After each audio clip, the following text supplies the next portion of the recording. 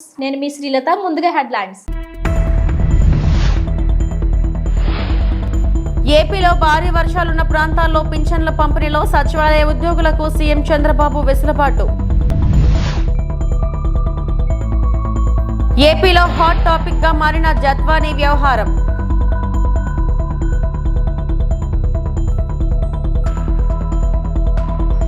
Gudlavalleru engineering ఘటనపై ప్రత్యేక విచారణ అధికారిని నియమించిన ప్రభుత్వం.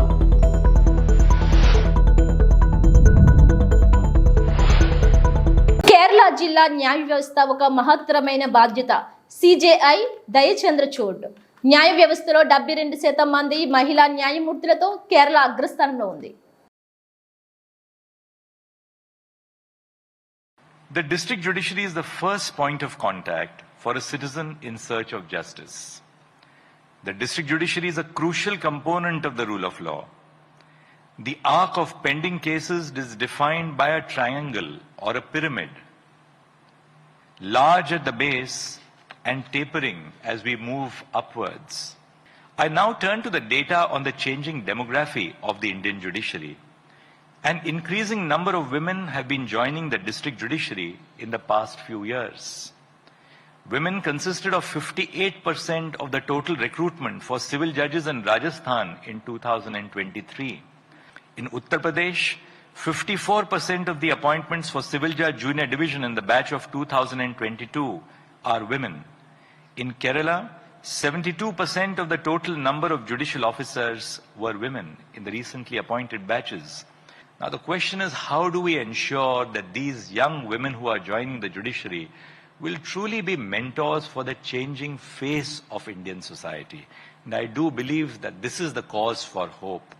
So we today have a young judiciary which is technologically savvy, technologically equipped, and truly representative of the changing demographic of India, of a true young nation, highly educated.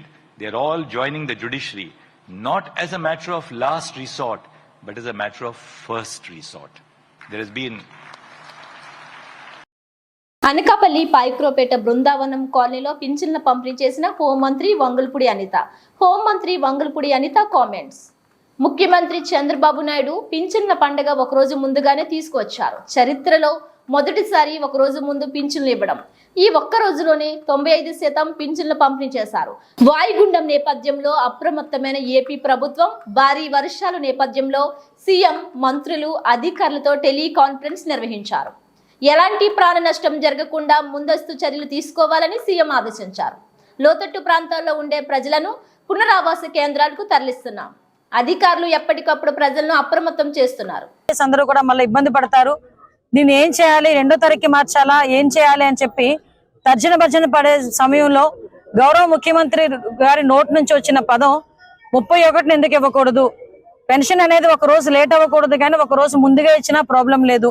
Definite గా ఎవరైతే పెన్షన్దారులు ఉన్నారో వాళ్ళందరూ కూడా ఎదురు చూసే పరిస్థితి కనిపించకూడదు, ఒక రోజు కూడా వాళ్ళకి లేట్ అవ్వకూడదు అని చెప్పి చరిత్రలోనే మొట్టమొదటిసారిగా పెన్షన్ 1వ తారీఖున కాకుండా ముందు రోజు కూడా ఈ రోజు రేపు ఆదివారం కాబట్టి శనివారం ఈరోజు 31st ఈ రోజు పెన్షన్ పంపిణీ కార్యక్రమం అనేది జరిగించడం అనేది ఆయన తాలూకా దూరదృష్టికి, అదేవిధంగా ఆయన తాలూకా నిబద్ధతకి ఒక పరాకాష్ట మనం అందరం కూడా చెప్పుకోవచ్చు ఈ రోజు.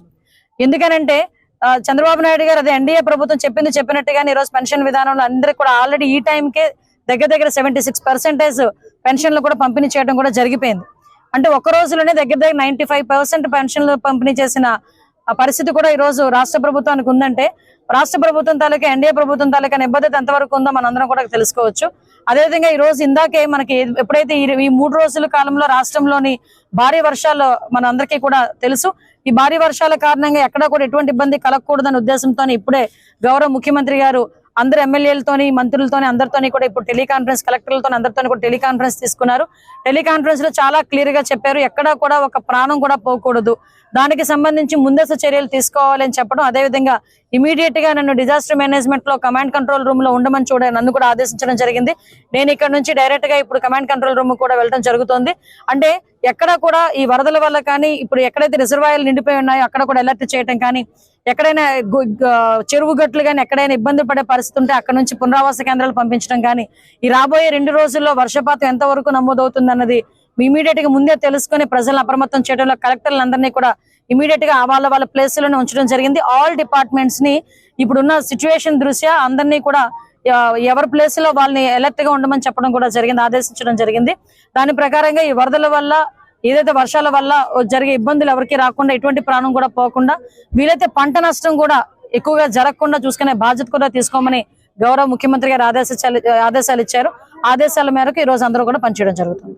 నాడు జగన్ మాఫియా పెట్టిన హింసపై మీడియా ముందు కంటతడి పెట్టుకున్న ముంబై నటి జత్వాని, నన్ను ఏపీ పోలీసులు కిడ్నాప్ చేస్తారు, నేను దేశంలో మంచి వారి నుంచి మద్దతు కోరుతున్నా, నాటి విజయవాడ కమిషనర్ ఆధ్వర్యంలో అక్రమ కేసు నాపై బనాయించారు, దాదాపు 15 మంది పోలీస్ అధికారులు నన్ను కిడ్నాప్ చేశారు, నిజాలు బయటకు రావాలి, నేను కుటుంబ సభ్యులు చాలా ఇబ్బంది పడ్డాం, ఒక డాక్టర్ గా ఒక యాక్టర్ గా ఈ స్థాయికి రావడానికి ఎన్నో ఇబ్బందులు పడ్డాను, ఇప్పుడు నాపై వ్యక్తిత్వ హననం చేయడం బాధగా ఉంది.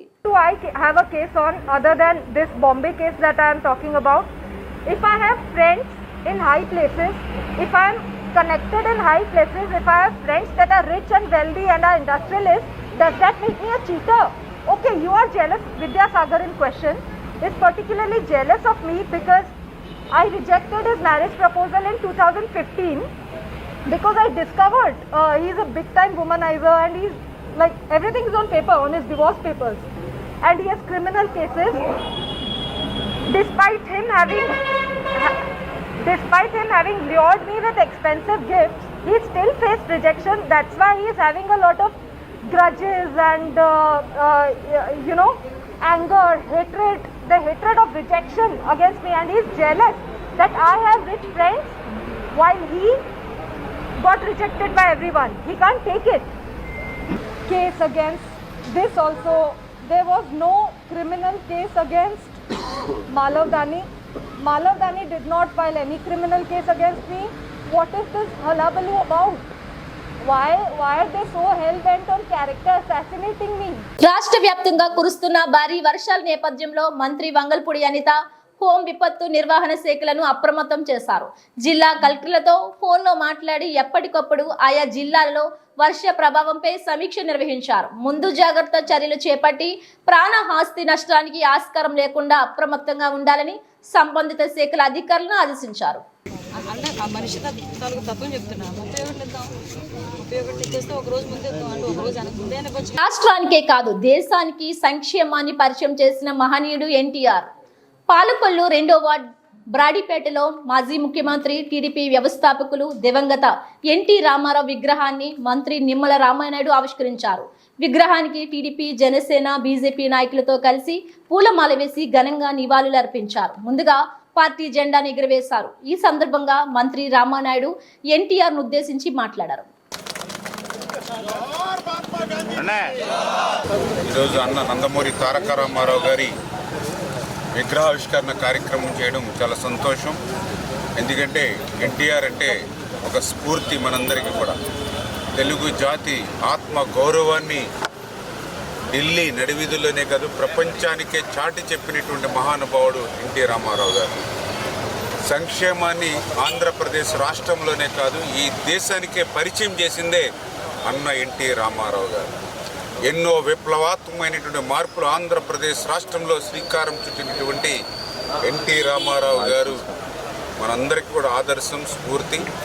అటువంటి ఎన్టీఆర్ విగ్రహాన్ని ఈరోజు 2వ వార్డులో మరి ఎంతో ఇష్టంతో మరి ఇవాళ పార్టీకి సంబంధించినటువంటి తెలుగుదేశం, జనసేన, బీజేపీ నాయకులందరూ కూడా ఏర్పాటు చేసుకోవడం మరొక్కసారి అందుకు సహకరించినటువంటి ప్రతి ఒక్కరికి కూడా పేరు పేరున ధన్యవాదాలు తెలియజేసుకుంటూ అందుకు కృషి చేసినటువంటి యొక్క 2వ వార్డు ఏదైతే గ్రామ వార్డు అధ్యక్షులు సుబ్బారావు గారికి, అదేవిధంగా కార్యదర్శి రమేష్ గారికి, వారికి సహకరించినటువంటి మిగిలిన ఈ వార్డు ఎన్డీఏ బృందానికి అందరికీ కూడా ధన్యవాదాలు. జీవీఎంసీ నందు ఇకపై నిత్యం ప్రజా సమస్యలను స్వీకరించేందుకు జీవీఎంసీ ప్రధాన కార్యాలయంలో గల హెల్ప్ డెస్క్ ను ఆధునీకరించి జీవీఎంసీ కమిషనర్ పి సంపత్ కుమార్ శనివారం ప్రారంభించారు. మిగతా ప్రాంతాల్లో మహారాణిపేటలో ఒక 42 ఉంది, గాజువాక ఏరియాలో ఒక 35 mm ఉంది. ఓవరాల్గా సిటీ మొత్తం కలిపి 34 mm వర్షపాతం మాత్రమే ఉంది. ఎక్కడా కూడా అలార్మింగ్ సిచ్యువేషన్ లేదు. మొన్న ఈవినింగ్ బాగా వర్షం పడిన సందర్భంలో మనకు ఇటు మన వెస్ట్ ఏరియాలో నార్వా విలేజ్కి సంబంధించినటువంటి ఆ రూట్లో ఏవైతే రైల్వే క్రాసింగ్స్ వెళ్తున్నాయో అక్కడ కొంత వాటర్ లాగింగ్ కండిషన్ ఉంటే అది వెంటనే సందర్శించి అక్కడ నుంచి పంప్స్ మన మోటార్స్ పెట్టి డిస్పోజ్ చేయడం జరిగింది. అయితే ఈ నేపథ్యంలో ప్రభుత్వం నుంచి వచ్చినటువంటి మార్గదర్శకాలు ఏంటంటే అంటువ్యాధులు ప్రబలకుండా తీసుకోవాల్సినటువంటి యాక్షన్స్ అన్నిటిని గౌరవ ముఖ్యమంత్రి గారి సూచనల మేరకు వాటి మీద సరైనటువంటి దృష్టి పెట్టే విధంగా చర్యలు తీసుకోవడం జరిగింది. ఇకపోతే 100 రోజుల విషయానికి వస్తే మనం పబ్లిక్ హెల్త్ నుంచి 100 రోజులకు సంబంధించిన యాక్టివిటీస్ చేసేటప్పుడు మన విశాఖపట్నం సిటీకి సంబంధించి 59 గ్యార్బేజ్ డంపులు ఉన్నాయి. అంటే ఇవి రకరకాల ఇండస్ట్రియల్ వ్యక్తులు కానీ కమర్షియల్ ఎస్టాబ్లిష్మెంట్స్ కానీ గత కొద్ది కాలం నుంచి వేస్తూ ఉన్నటువంటి చెత్తని ప్రత్యేకమైనటువంటి వాహనాలన్నింటిని ఏర్పాటు చేసి వాటి ద్వారా మొత్తం 59 డంపుల్ని మనం క్లియర్ చేయడం జరిగింది. ఇవి కాకుండా అటు రెసిడెన్షియల్ ఏరియాలో కమర్షియల్ ఏరియాలో ఉన్నటువంటి గ్యార్బేజ్ వల్నరబుల్ పాయింట్స్ అంటారు. అంటే దగ్గరలో ఒక పాయింట్ ఏదో అలవాటు అయిపోయింటుంది, ప్రజలు వేస్తూ ఉంటారు నిత్యం. అలాంటి పాయింట్లు రోజు ఆపరేట్ చేయాలి వాటి. సో అవి రోజు ఏ రోజుకి ఆ రోజు ఆ 412 డంపుల్ని కూడా ఆపరేట్ చేయడం జరుగుతుంది. దీంతో పాటు రెగ్యులర్ శానిటేషన్ యాక్టివిటీస్ని మనం చేస్తూనే ఉన్నాం. మన యొక్క మొత్తం జీవీఎంసీ సిటీలో దాదాపు 2200 కిలోమీటర్ల డ్రైన్ లెంత్ ఉంది. ఒక 700 కిలోమీటర్లు వాటిల్లో మైనర్ డ్రైన్స్ ఉన్నాయి. అన్నీ కలిపితే మేజర్ డ్రైన్స్ ప్రధానంగా 128 కిలోమీటర్లు. ఈ 128 కిలోమీటర్ల మేజర్ డ్రైన్స్ని ఇంజనీరింగ్ డిపార్ట్మెంట్ నుంచి డ్రైన్ క్లీనింగ్ అనేది కంప్లీట్ చేయడం జరిగింది. ఇవి కాకుండా మనకు మేజర్ డ్రైన్స్ ఏవైతే ఉన్నాయో ఈ మేజర్ డ్రైన్స్ పర్టికులర్గా ఇవన్నీ సముద్రంలోకి కలిసేటువంటి మేజర్ డ్రైన్స్ ఉన్నాయో వాటిల్లో ఇంకా కొన్ని వర్క్స్ జరుగుతూ ఉన్నాయి. బహుశా 3-4 డేస్లో ఆ వర్క్స్ కూడా కంప్లీట్ అయిపోతాయి. కాబట్టి మొత్తం 2000 లైట్స్ అయితే పర్ డే మన యొక్క అంటే మన ఎఫిషియన్సీ లెవెల్ అవి అని చెప్పుకోవచ్చు. ఒక 3 to 4% లైట్లు డైలీ మనకి ఇష్యూస్తో ఉంటున్నాయి. అయితే వాటిని సమర్థవంతంగా రెక్టిఫై చేయడంలో ఏజెన్సీ కాస్త ఫెయిల్ అవుతూనే ఉంది. అందుకని మేము వాళ్ళ మేనేజ్మెంట్ అంతా పిలిపించి ఒక మీటింగ్ చేసిన తర్వాత ఇప్పుడు ఉన్నటువంటి సిబ్బందిని డబల్ చేయడం అని చెప్పి రిక్వెస్ట్ చేశాము. అదేవిధంగా వారి మెటీరియల్ రిక్వైర్డ్ మెటీరియల్ని కూడా సఫిషియెంట్ స్టాక్స్ పెంచుకునేలాగా మనం ఎన్షూర్ చేశాము. రాష్ట్ర జలవనరుల శాఖ మంత్రి నిమ్మల రామానాయుడు పెన్షన్ల పంపిణీ కార్యక్రమం. సమాజంలో ఎటువంటి ఆదరణ లేని వృద్ధులు, దివ్యాంగులు, వితంతువులను మానవత్వంతో ఆదుకున్నది ప్రజాకూటమి ప్రభుత్వమని రాష్ట్ర జలవనరుల శాఖ మంత్రి నిమ్మల రామానాయుడు అన్నారు. పశ్చిమ గోదావరి జిల్లా పోడూరు మండలం పెనుమదం గ్రామంలో భారీ వర్షంలోనే వృద్ధులు, దివ్యాంగులు, వితంతువులకు రాష్ట్ర జలవనరుల శాఖ మంత్రి నిమ్మల రామానాయుడు పెన్షన్లను పంపిణీ చేశారు. తొలిసారి ముఖ్యమంత్రిగా చంద్రబాబు 30 ఏళ్లు పూర్తి చేసుకున్న సందర్భంగా మంత్రి సమక్షంలో దివ్యాంగుని కుటుంబ సభ్యులు కేక్ కట్ చేసి జీవితాంతం ఆయనే ముఖ్యమంత్రిగా ఉండాలంటూ ఆనందాన్ని వ్యక్తం చేశారు. ఈ సందర్భంగా మంత్రి రామానాయుడు ఎలక్ట్రానిక్ మీడియాతో మాట్లాడారు. తల్లిదండ్రులు మీ అందరూ ఆశీర్వాదం. చంద్రబాబు నాయుడు గారు, పవన్ కళ్యాణ్ గారు అమ్మా మీ పింఛనంతా కూడా పెంచి మీ ఇంటికి పట్టుకొచ్చి ఇమ్మని చెప్తున్నారు. ఇప్పుడు పింఛను ఎంత వస్తుందా మీకు? ఇదివరకు ఎంత వచ్చింది మీకు? ఇప్పుడు 15,000 వస్తుంది. చాలా సంతోషం కదా. ఇప్పుడు 5,000 రూపాయలది 15,000 రూపాయలు అయిందంటే మరి మీ మందులకి అట్లా ఇప్పుడు చూపించారు కదా ఎన్ని మందులకు వచ్చి అవుతుంది. నేను ఇప్పుడు గుర్తుపెట్టుకోవాలి మన ఇటువంటి నాయకుల్ని, చంద్రబాబు నాయుడు గారు కానీ, పవన్ కళ్యాణ్ గారు కానీ, నరేంద్ర మోడీ గారు కానీ. చేస్తామా మేడం గారు? 15,000 రూపాయలు.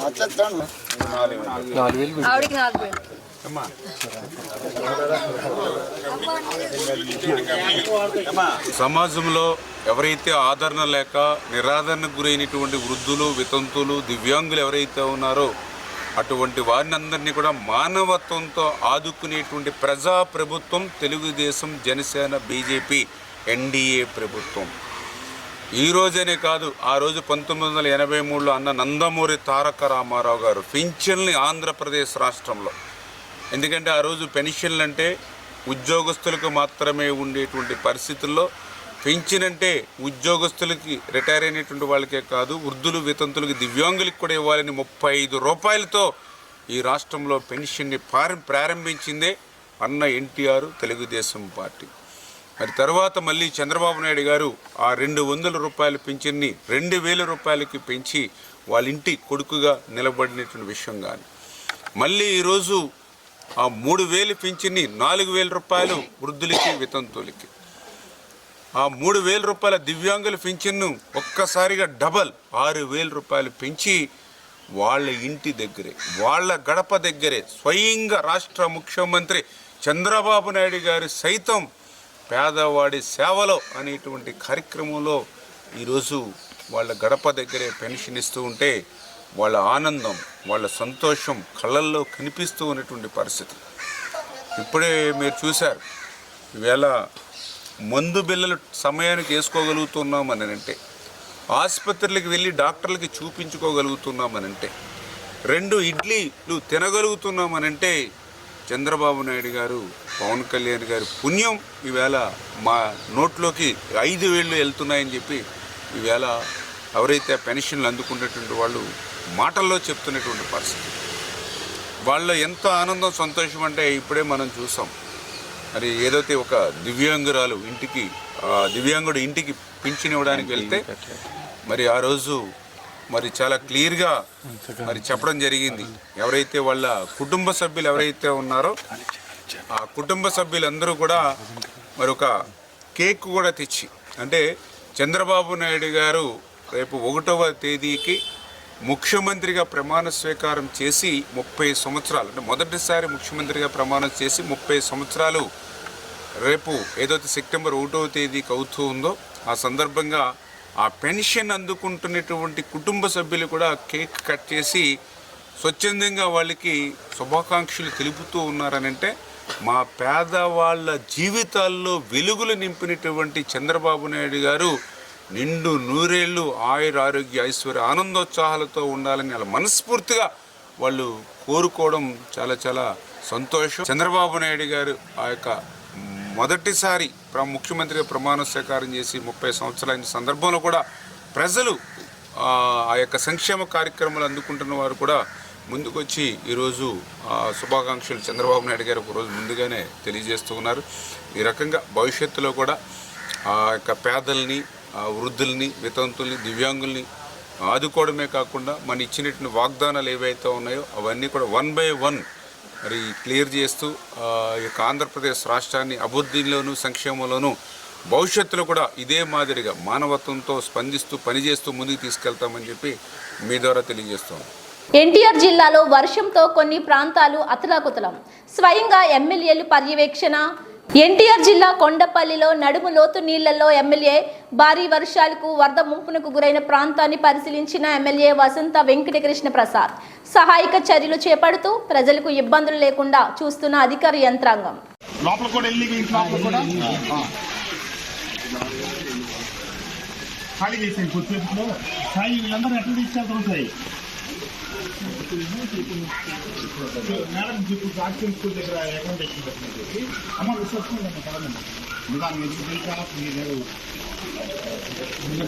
ఎన్టీఆర్ జిల్లా జగ్గియపేట మండలం జగ్గియపేట మండలంలోని వేదాద్రి గ్రామంలో వేంచేసి ఉన్న శ్రీ యోగానంద లక్ష్మీ నరసింహస్వామి వారి దేవాలయం ప్రాంగణంలో మహిళలు స్నానాలు చేసి దుస్తులు మార్చుకునే గది వరకు వరద నీరు ప్రవహిస్తోంది.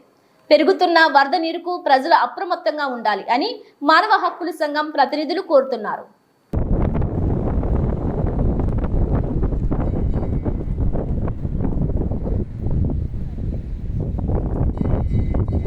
ఎన్టీఆర్ జిల్లా విజయవాడ మొగల్రాజుపురంలో ఇళ్లపై కొండ చర్యలు విరిగిపడ్డాయి. ఇళ్లలో నివసిస్తున్న కుటుంబ సభ్యులు శిథిలాల కింద చిక్కుకున్నారు. ఘటనా స్థలం చేరుకున్న పోలీసులు అధికారులు రెస్క్యూ టీం ఆపరేషన్ చర్యలు చేపట్టారు. శిథిలాల కింద చిక్కుకున్న 6గురిని కాపాడిన రెస్క్యూ టీం. వీరిలో 4 గాయపడ్డారు. 2 శిథిలాల కింద ఉన్నట్లు సమాచారం.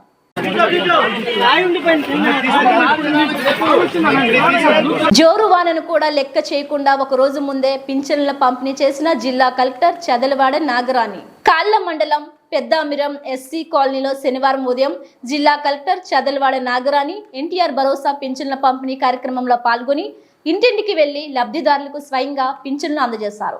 దివ్యాంగులైన చిట్టూరి పుష్పావతి, అనుపోజు రాంబాబులకు 6,000 చొప్పున వితంతులైన దీపాటి శాంతకుమారి, ఆదితల మార్తమ్మ, గోడి మరియమ్మలకు 4,000 రూపాయల చొప్పున, కరిపల్లి వెంకటేశ్వరరావు, దీపాటి అభిమన్యులకు వృద్ధాప్య పింఛన్లు 4,000 రూపాయల చొప్పున జిల్లా కలెక్టర్ చేతుల మీదుగా అందజేయడం జరిగింది. వృద్ధాప్యంతో మంచం దిగలేని పరిస్థితిలో గుడిసెలో ఉన్న కరిపల్లి వెంకటేశ్వరరావు వద్దకు జిల్లా కలెక్టర్ స్వయంగా వెళ్లి పింఛన్ అందజేసి వారి యోగక్షేమాలను ఆరా తీశారు. ప్రభుత్వం అండగా ఉంటుందని, ఆరోగ్యంగా ఉండాలని కోరారు. కాలనీ వాసులతో మమేకమై వారి సమస్యలను అడిగి తెలుసుకున్నారు. కాలనీలో ఏ సమస్య ఉన్నా అధికారుల దృష్టికి తీసుకొస్తే వీలైనంత త్వరగా వాటిని పరిష్కరిస్తామని తెలిపారు.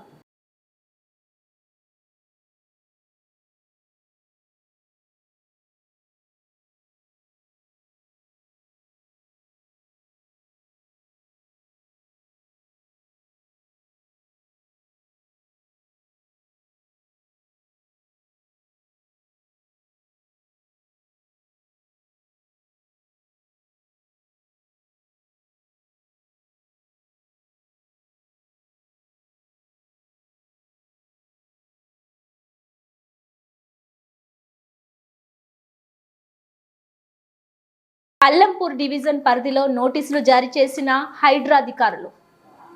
కూకట్పల్లి నియోజకవర్గం అల్లాపూర్ డివిజన్ పరిధిలో సున్నం చెరువు పరిసర ప్రాంతమైన పద్మావతి నగర్లో గురువారం నోటీసులు జారీ చేసిన హైడ్రా అధికారులు.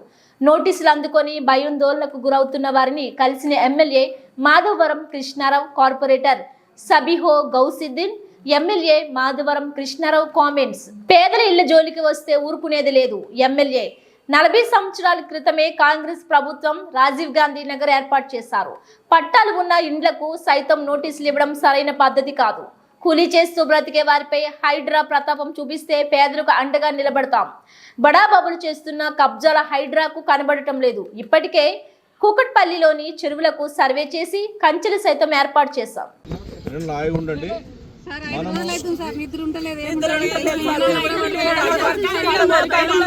నోటీసులు వచ్చినాయి అంటున్నారు, అంటిస్తామంటున్నారు, ఇంటికి తీసుకొచ్చి అంటిస్తామంటున్నారు.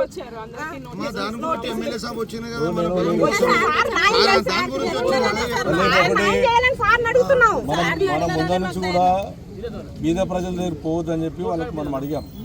మీ అసలు బీద ప్రజల దగ్గరికి వస్తే మేము ఊరుకునే ప్రసక్తి ఉండదు. ఖచ్చితంగా ఎమ్మెల్యేగా మేము కార్పొరేటర్ మీ దగ్గర ఉంటాం, ఆదుకుంటాం. మీకు మీకు ఎట్టి పరిస్థితుల్లో కూడా ఎవరు వచ్చినా భయపడే పరిస్థితి లేదు. ఏదో నిన్న మొన్న కట్టుకున్న ఇండ్లు కావి 30-40 ఏళ్ళ కట్టుకున్నాయి. 30-40 ఏళ్ళ కట్టుకున్న ఇండ్లు ఆల్రెడీ సేల్ డీడీలు అయినాయి. దీనికి ఎల్ఆర్ఎస్లు కట్టారు, రిజిస్ట్రేషన్ సేల్ డీడీ అంటే రిజిస్ట్రేషన్, ట్యాక్స్లు కట్టారు. అదేవిధంగా నీకు అందరు కోట్లు ఉన్నాయి. మరి ఓట్లు వేసుకున్నప్పుడు ఎలా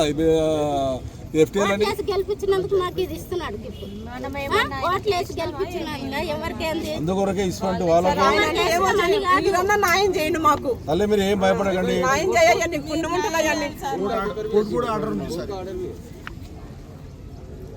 అబ్బాయి కోర్టు ఆర్డర్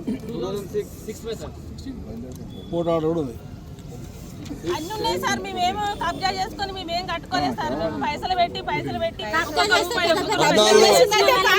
కట్టుకొని ఉన్నాం సార్. పల్నాడు జిల్లా రెంటచింతల మండలం రెంటచింతల గ్రామ శివారులో ఉన్న గోలివాగు ఉదయం నుంచి పడుతున్న భారీ వర్షం కారణంగా పొంగి పొర్లుతోంది.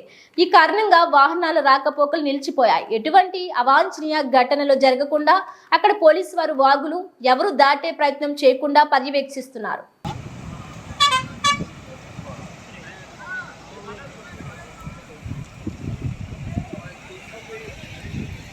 మీరు ట్రైన్ వెళ్ళొచ్చు, ల్యాంటనేమో మాడుగోళ్ళ నుంచి ధర్మవరం మీదుగా వెళ్ళొచ్చు.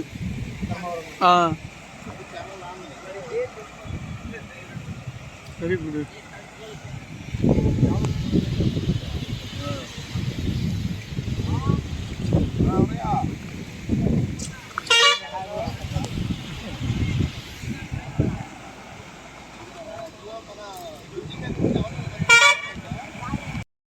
ఇవి బులెటిన్ అప్డేట్స్.